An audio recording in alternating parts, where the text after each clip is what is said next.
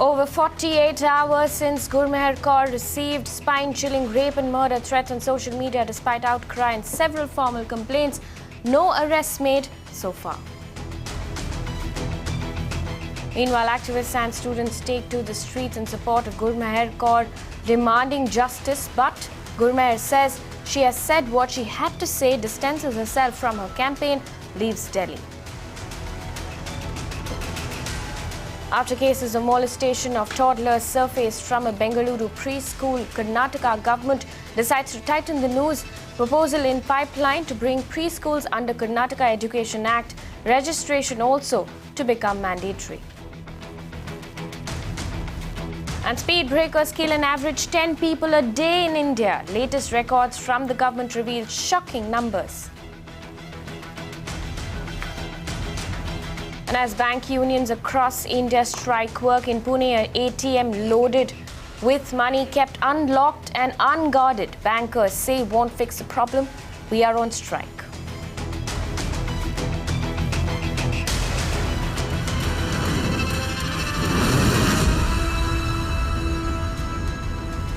You're watching The Big Story. I'm Amata Balachandra. On The Big Story today, the killer back-breaking speed breakers you meet on your commute every day claims 10 lives every day. This comes from data released by the Ministry's Transport Research Wing. The highest number of cases reported from Uttar Pradesh, Karnataka and Tamil Nadu. Shrija gets us more details. Speed breakers are supposed to avert accidents. Unfortunately, that is not the case in most states. A recent data revealed by the Ministry of Transport and Highways Department says that at least 11,000 speed breaker deaths are reported in the country every year. Also, what we know is that Uttar Pradesh ranks #1, especially in speed breaker deaths.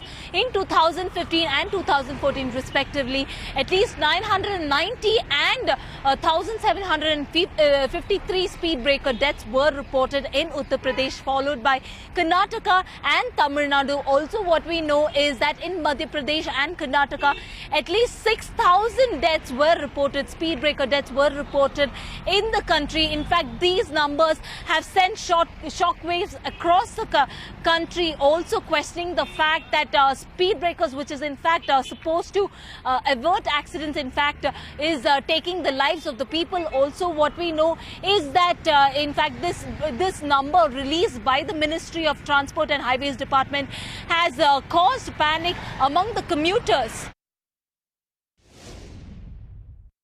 Speed breakers are essential one, but while constructing they should take precautions, sir. So that doesn't create any kind of problem to the passenger and also the drivers of various vehicles. That is the only thing, sir. So unevenly done, like there's no standard that they follow. So yeah, and they don't have that marking, so you see it too late sometimes.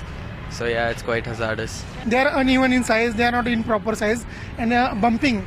It gives bumps to the cars and bikes, and they are responsible for deaths. Pregnant girls also getting trouble with because of this bumps and all these things. So due to this, miscarriage is also going to be happened. Okay. So that's why they should be removed. A speed breaker is necessary, but somewhere you will see that the height or slope of speed breaker that is more. So it should be light, so that people should not feel inconvenient during their. On The Big Story, we're joined in by Ashok Datta, traffic analyst, and Niranjan Shetty of the BJP. Mr. Datta, first I will come to you with this question. Now, 10 lives a day, that is the number that the Ministry of Highways has released. These speed breakers must safeguard lives and slow down traffic, and in turn, they are turning deadly. This is a matter of concern. It sure is a matter of grave concern. I did not realize that, I knew it was a bad problem, but did not realize that it could be so bad that 10 persons dying every day. It is simply horrible and unacceptable.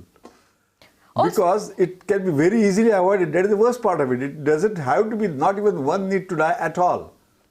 Also tell me this, how can it be avoided? I mean, there are rules in place. Do you think this is a problem because it's not constructed very well? It does not suit all types of vehicles? There are basic rules are there that requires three things, which is very obvious and simple. that at least 100 feet before the speed breaker, you have to have a board, which could be read even in the night, depending on the highway or any such thing. Then after that, after 50 feet, there has to be rubber strips. So that means the vehicle will get a little, so they will automatically force to reduce the speed. And number 3, and which is the most important, a speed breaker has to be designed in a certain way. It's a very simple thing, it's very elementary, a school level logic. It does not require engineering or any such thing at all. It requires that you have to have at least minimum 3 feet climb, and total climb is only 6 inches. 6 inches is the height of the footpath. So after within the 3 feet of climbing, you only raise 6 inches. Then you have got 3 feet, and then you have again go down 3 feet. On this kind of a complete setup, it is impossible for anybody to have an accident, and it is a very ordinary thing. It should be, every speed breaker should be observed by any policeman or anybody else, reported and corrected. I don't think that's a rocket science or doesn't require too much of expenditure. But such an ordinary thing, if you can't do that, I mean, it is really pathetic. I will come to Niranjan Shetty of the BJP, but very quickly, Mr. Datar, tell me this at this point in time. Construction of unauthorized speed breakers by the local bodies, do you think that is a major cause of concern? Certainly that is a cause of concern. A lot of people take law in hand, or in a very carelessly or casually gets a tacit support of some local officials, and they do it. And those are something like, I have seen many ones, their total length, total width of speed breaker is not even a foot, and they go 8 or 9 inches above. So you have to cause a bump. It has to create a lot sudden braking, all kind of things can happen. The people in the car can be affected. People also will not be slowing down the vehicle, and they are bound to have accident. So who is to be blamed then, Mr. Datar? We are a very horrible society. I know it's very difficult to pinpoint blame on any particular person, and we are generally completely careless. I don't want to just keep on trying to blame the government. And we are ourselves, I feel that a lot of citizens who do build such casual, careless things. One thing that must be done is that any government official from either traffic department or RTO must report such observation, that must be immediately demolished and corrected. I think we should not at all economize. It costs a little more money and a little more time to do a proper scientific, whatever specifications are laid, build that kind of speed breaker. And one should avoid as much as possible speed breaker. They don't really serve many purposes. But whenever necessary, if we follow these instructions and do it, there will be a problem. Also, I'll come to Niranjan Shetty of the BJP. Mr. Shetty, tell me this. The Ministry of Road Transport officials has said issued several advisories to the Ministry of National Highways saying that speed breakers on national highways must not be constructed. What is your view? What is being done by the central government to make sure that this does not happen? First of all, let me inform your viewers that the present Union Minister, Mr. Nitin Gadkari, has already directed in the month of August itself that all such speed breakers on the national highways should be removed immediately. And secondly, I would naturally support Mr. Datar's observation. It happens, yes, and many of the locals do take such kind of things, and they build such a speed breakers which may cause not only damage to the car but also to the life sitting inside as well as outside.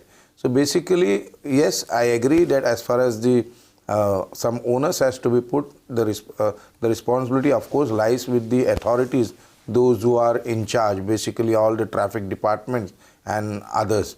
So until and unless they take such kind of view, as far as because after all it's a life that cost, and few of the viewers also pointed out like things happening like a miscarriage or any kind of disastrous situation can come around.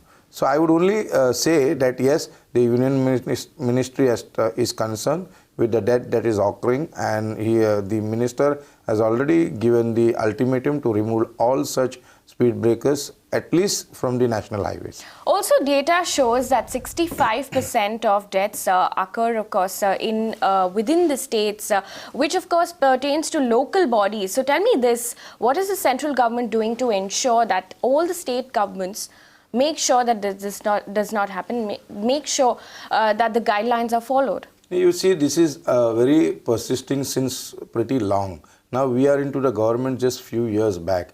Now as Mr. Datar rightly said, the onus need not be put on somebody, but if certain things can be corrected, for example like a signage at 100 feet, then thereafter a rumbler on the 50 feet, and thereafter the as per the standard requirement, whether the motorist or the people, those who are walking around, they may not be, they may not fall fatal to this such kind of speed breaker. So such kind of whatever the standard requirements are there, I think the present government will look into it, and along with the help of this Union Transport Minister will see to it that such kind of speed breaker are installed in the Mumbai city. Mr. Datar, also tell me this, is there a particular design that suits all types of vehicles, do you think, or because there is no particular design, this is happening? This is what I told you is a standard. This is followed in all the countries all over the world. There is nothing great about it. It is a very ordinary, basic thing. What it allows is that you are forced to slow the speed, number one. Then you climb also, there is no bump because of the gradual rise, and also the height of the speed breaker cannot be more than 6 inches, and that too with a gradient of only something like 15 to 20%, and not at all, like even all the ghats have specification that they cannot have gradient more than 12%. So this is almost like a driving in a ghat kind of section, So I feel that this is something, it is anything should be objectionable, should be even, I don't know whether there is a provision for punishment. I think somebody should get punishment for building such kind of a local and very, very dangerous traps, But of course, if we see the data, UP tops the list with Karnataka and Tamil Nadu following closely. So what are your comments? Why do you think these three states are lagging behind? I would not make a big issue out of this state versus that state. I think we have got some tragic mentality, and it's a bit unfortunate and sad and tragic that this should be there more so. And I am not particularly proud that maybe Mumbai's number is not there. I mean, that's because I have seen such bad speed breakers in Mumbai also.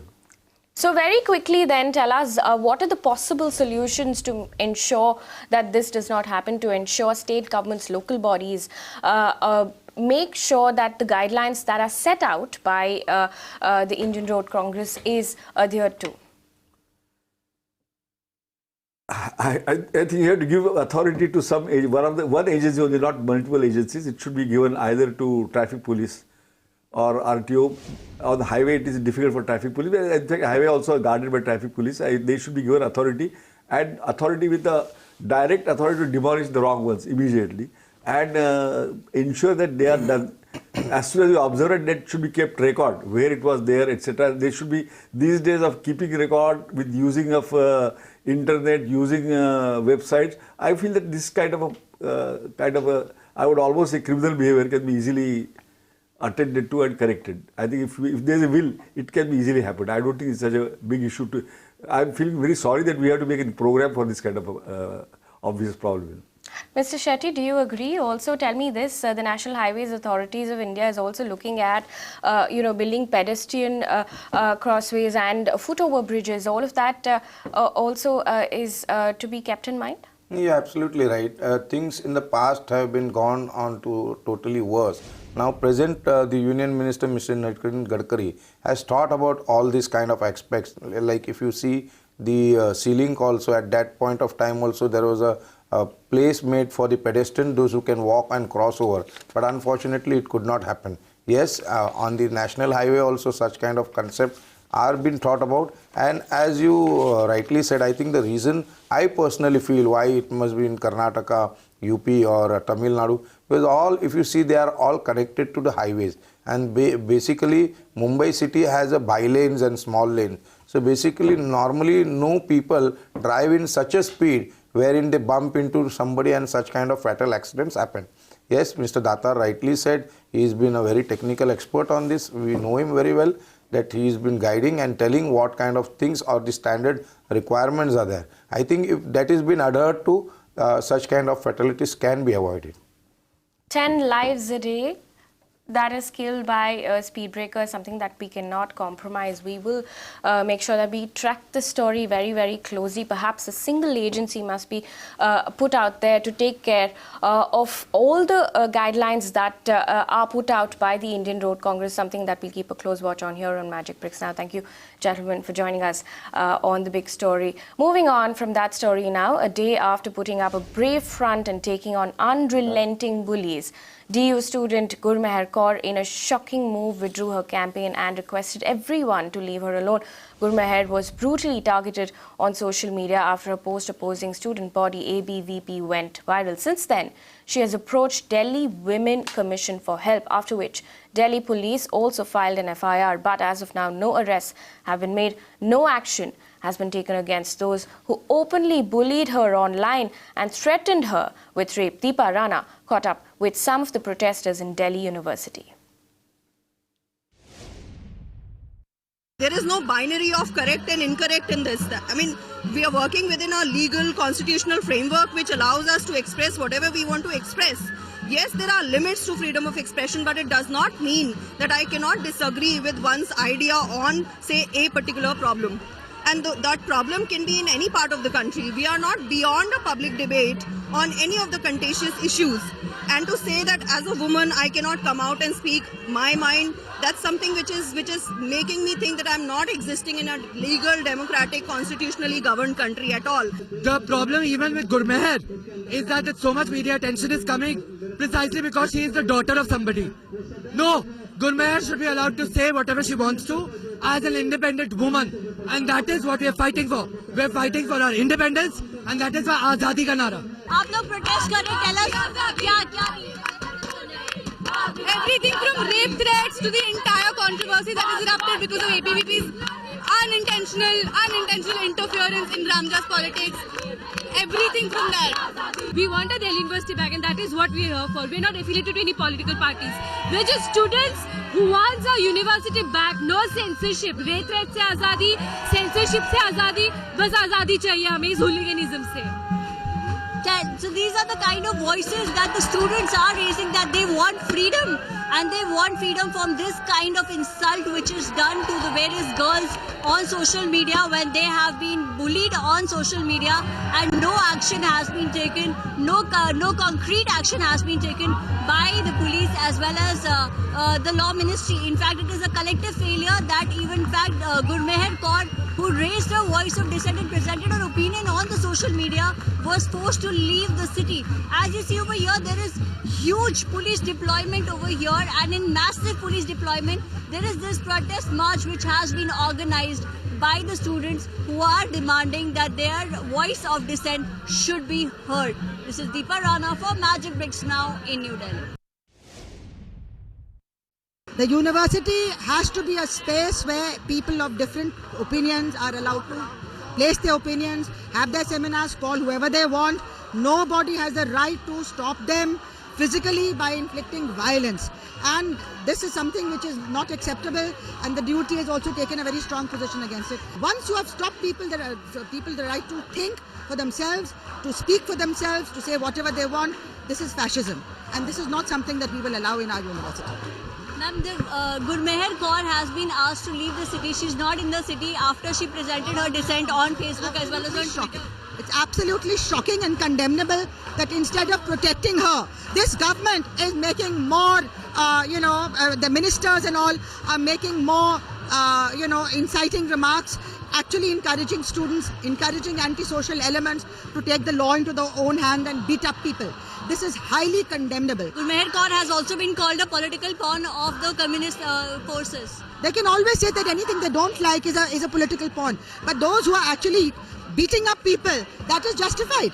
She may want to say this or that, that is her right. Whether she's a pawn or not a pawn, that is her right. But you, with whose permission are you beating up people? I mean, is that something that you do in a democracy? That is the important thing.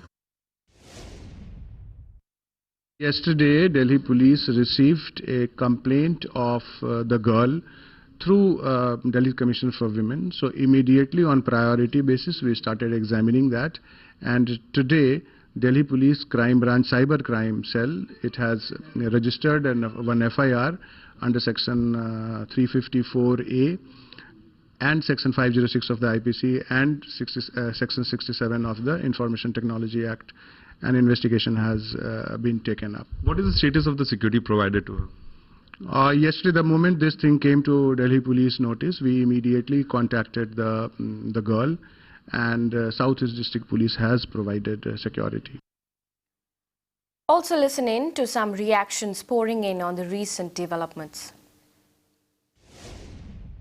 We need to send a very strong example. We need to send a very strong message that Delhi and the country will not tolerate this kind of behavior against its girls. We've also requested the police commissioner to organize police protection for this family. Now, what did this complaint particularly say? Is she saying what kind of threats she was receiving, ma'am? She has submitted the evidence. She submitted screenshots, which is categorically saying how she is being abused, violated, and it is very scary because rape threats are being given again and again, and also murder threats. Who are these men? It needs to be identified. They need to be put behind the bars, and a very strong message needs to go out to public that nobody should have the courage, nobody should ever even think of doing what these people are doing to this girl online. I think what's important about her case is not merely that a girl is being threatened, not merely that a war veteran's daughter is being threatened. It is also that Mother India is being invoked to threaten a girl with rape. But the most important thing is that this is being sanctified, this is being legitimized, this is being protected from the top. When Minister for Home Affairs intervenes in a tweet controversy, it's an official statement. And the statement is, you are the ones who's wrong. Those who are threatening you are not wrong. The one whose victim is really the culprit. And that is the strategy this government is following. This really is a fundamental attack on democratic order, democratic norms. So the bigger question is that, and that will be the last question, the bigger question is, although the Congress is saying that they are with the girl, even the Delhi Chief Minister is supporting Gurmehar, although no arrest has been done, the Law Minister as well as, the cyber crime experts have done nothing on the fact that a girl has been bullied with rape on Twitter. This is a repeat of what happened last year. There was every evidence the JNUSU president was beaten in public. Culprits were identified. No action has taken place yet. It's 1 year. So basically power is being exercised in order to target a victim and in order to protect the culprits.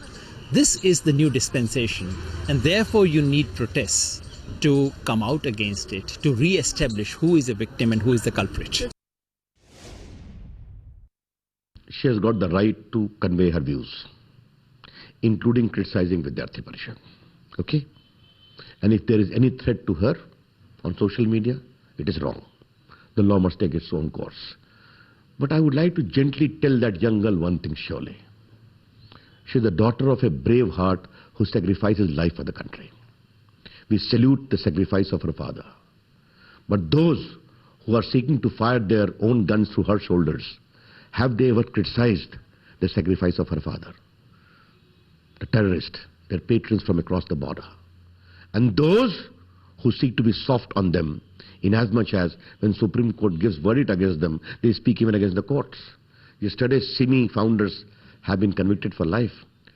Do these gentlemen who are campaigning for so-called freedom have ever spoken about the freedom and human rights of victims of terrorism? Of those who are gunned down by the Maoists and the Naxalites? That's the larger issue. Let that debate go on. But as far as we are concerned, all those who are now seeking to reiterate their freedom, we respect them. But the way they have campaigned in a reckless, merciless, shameful manner against Narendra Modi in the last 14 years is also well known. It's a different matter. The people of India rose and won against their campaign. The finance minister has insulted the Academy of India. He has insulted the students. He's insulted the teachers. He's insulted all the other elements which make up the academic fraternity of India. The finance minister should apologize for the language that he's used against academia, against Indian academia, and that too on foreign soil. But at a broader level, perhaps the finance minister's remarks reflect the deep-seated paranoia, the deep-seated fear in the government and the BJP that there is in fact an instinctive alliance of subversion.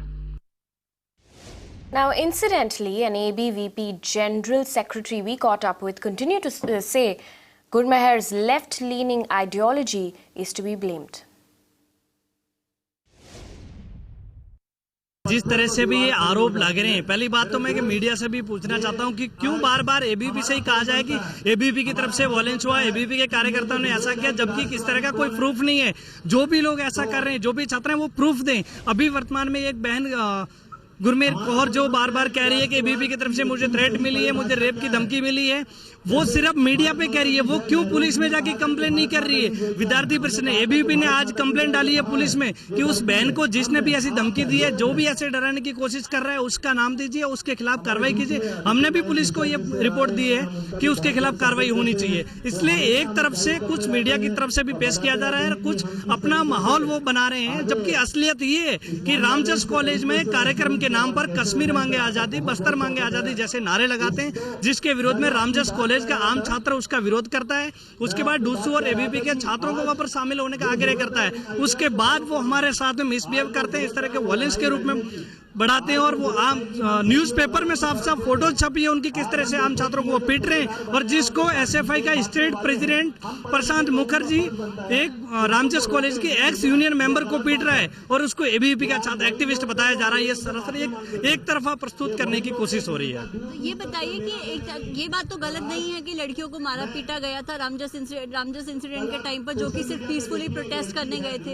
ये बात तो गलत नहीं है? बिल्कुल गलत है। मैं कह रहा हूँ एबीवीपी की तरफ से इस तरह का कोई वायलेंस नहीं है, और अगर ऐसा कोई प्रूफ है तो उन पे कार्रवाई होनी चाहिए, हम कह रहे हैं। और पिछले में अभी जो वायलेंस हुआ उसमें हमारी छात्राओं को कितनी चोटें लगी है, चाहे प्रेरणा भारद्वाज हो, चाहे मामेदा नागर हो, दीक्षा वर्मा हो, जिन्होंने कंप्लेंट डाली है उनको चोट लगी है। उनकी बात आप क्यों नहीं कर रहे कि क्या वो छात्राएं नहीं है? उनकी बात कोई क्यों नहीं कर रहा है? That's a wrap on the big story. Stay with Magic Bricks now.